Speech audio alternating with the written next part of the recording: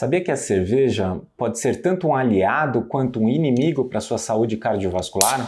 E o Brasil é o terceiro maior consumidor do mundo. Descubra em que situação o consumo pode trazer benefícios, mas também os perigos do excesso para sua circulação. Se você toma ou gosta de uma cervejinha, este vídeo trará informações essenciais para você tomar sua serva sem prejudicar a sua saúde. Sabia que aquele seu happy hour com uma cervejinha pode afetar a sua circulação? Pois é. Muita gente me pergunta, doutor, a loura gelada faz bem ou faz mal para as veias e artérias? A breja é igual ao vinho? Ajuda na saúde? E a resposta não é tão simples. Por um lado, o álcool está relacionado a cerca de 3,8% das mortes globais e, por outro, está associado a uma redução de 25 a 40% nos riscos de doenças cardiovasculares. Será que estamos olhando para a cerveja de forma errada? Hoje você vai descobrir a verdade. Como cirurgião vascular, eu vejo diariamente os impactos do que consumimos na nossa saúde. Hoje vou desmistificar esse assunto de forma simples e embasada em ciência. Então fica comigo até o final, porque tem muita curiosidade interessante que você precisa saber. Quanto você bebe por semana? Me conta lá embaixo. Historicamente, a cerva foi mais do que uma bebida, era uma aliada da saúde pública. Em tempos em que a água era frequentemente contaminada e causava doenças como cólera e desenteria, a produção da bebida, que envolvia a fervura da água e o processo de fermentação, tornava-a mais segura para o consumo. Até crianças tomavam uma versão diluída, porque era mais confiável do que beber água. Além de prevenir doenças, a cerveja fornecia calorias e energia para os trabalhadores, sendo tão essencial que até os construtores das pirâmides do Egito a recebiam como parte do pagamento. Foi uma solução engenhosa e indispensável para a sobrevivência de várias civilizações. Marque aqui aquele amigo que ama uma cervejinha e precisa assistir a isso antes do próximo happy hour. Se essa bebida fermentada já foi considerada essencial para a sobrevivência no passado, será que ela pode fazer algo parecido para a sua saúde hoje? Antes de falar da cerveja na atualidade, precisamos entender o que chamamos de má circulação. Na prática, isso significa que o sangue não está fluindo de uma forma eficiente para todas as partes do corpo, o que pode gerar sintomas como inchaço, dores nas pernas e até problemas mais graves, como tromboses. A má circulação é causada por fatores como obesidade, sedentarismo, alimentação inadequada, alimentos inflamatórios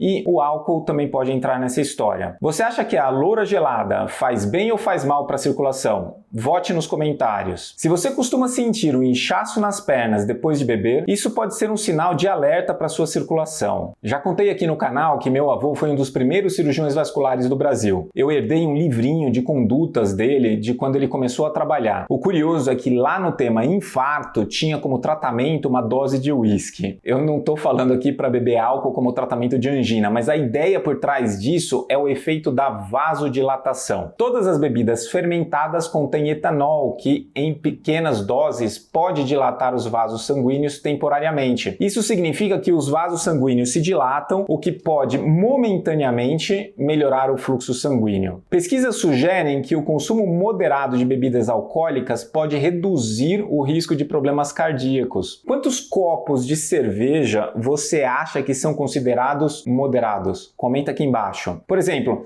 uma meta-análise publicada do Journal of American College of Cardiology mostrou que pessoas com problemas cardíacos que bebiam de maneira leve a moderada tinham menor chance de morrer por problemas cardiovasculares e por outras causas. Mas a maior parte dos estudos são observacionais e podem ser influenciados por outros fatores como estilo de vida e dieta dos participantes. Por exemplo, pode ser que o que trazia esse efeito na verdade não era o álcool em si, mas a interação social com os amigos durante o ato de tomar a cervejinha. Uma revisão sistemática de 2011 constatou mudanças positivas nos níveis de HDL colesterol, adiponectina e fibrinogênio, proteínas relacionadas à saúde do coração, em pessoas que consomem o álcool de forma responsável. Isso reforça o efeito protetor do álcool contra as doenças coronarianas. Alguns estudos sugerem até que o tipo de bebida alcoólica consumida pode influenciar os resultados, como o vinho, frequentemente associado a maiores benefícios cardiovasculares em comparação a outras bebidas bebidas alcoólicas. Então fica a pergunta, será que o efeito é devido ao álcool ou ao resveratrol que existe no vinho? Porque os polifenóis e antioxidantes são os principais compostos benéficos presentes nas cervejas, que têm origem no malte e no lúpulo. E os polifenóis ajudam na prevenção de doenças crônicas como câncer, doença cardíaca e neurodegenerativa. Você sabia que há cervejas sem álcool que ainda preservam algumas de suas propriedades antioxidantes? Elas podem ser uma alternativa interessante para quem quer cuidar da saúde vascular sem abrir mão do sabor. Qual delas você experimentaria? O problema começa quando o consumo da bebida alcoólica passa do moderado. Não há dúvidas de que o consumo excessivo está claramente associado a riscos aumentados de várias doenças, inclusive hipertensão, insuficiência cardíaca, acidente vascular cerebral. É uma bebida extremamente calórica. Um copo de cerveja artesanal pode ter 200 a 300 quilocalorias. Isso vai ser armazenado como gordura. Sabe aquela barriga de chope? Pois é a gordura visceral,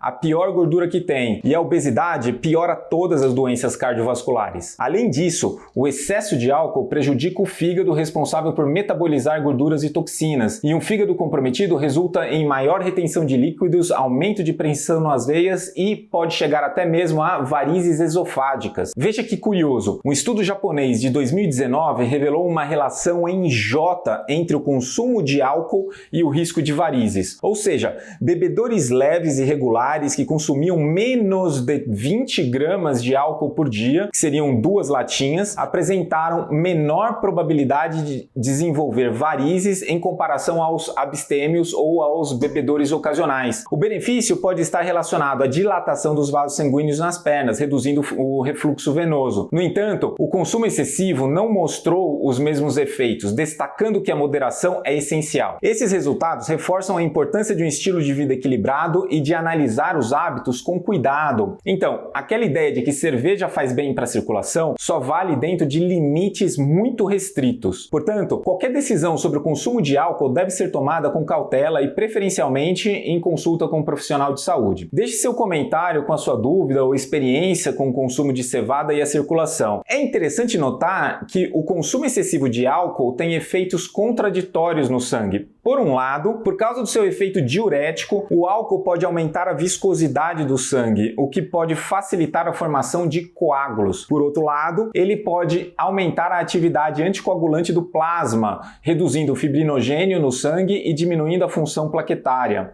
No entanto, ainda não há consenso sobre isso. Metade dos estudos sugere que o álcool diminui a coagulação, enquanto a outra metade acredita que pode aumentá-la. Então, aquele mito de que a cerva é diurética e por isso ajuda na circulação não passa de uma meia-verdade. Ela pode até aumentar a eliminação de líquidos inicialmente, mas isso não é bom para a circulação. Bom mesmo seria ficar devidamente hidratado. Outros estudos indicam que o consumo moderado de álcool pode reduzir o estresse e melhorar o humor, aumentando a expressão afetiva, felicidade e sentimentos de euforia, enquanto diminui a tensão e a depressão. O consumo controlado de álcool, especialmente a cerveja, está associado a melhor saúde mental e suporte social, além de menor probabilidade de limitações físicas e mentais. Em adultos mais velhos, o consumo moderado de álcool pode trazer efeitos positivos e negativos no sistema nervoso central, influenciando neurotransmissores, resposta imune e comportamento e cognição, além de estar associado a melhor bem-estar subjetivo em comparação com a abstinência. Por outro lado, a cerveja contém, além do álcool, glúten e cevada, dois componentes conhecidos por estarem entre os maiores causadores de inflamações e efeitos negativos em indivíduos sensíveis. Essa reação inflamatória provoca retenção de líquidos e pode dar a impressão de má circulação. Para essas pessoas, o mais indicado é evitar completamente essa bebida. A maioria das cervejas contém glúten, mas versões isentas estão disponíveis para as pessoas com sensibilidade ou doença celíaca.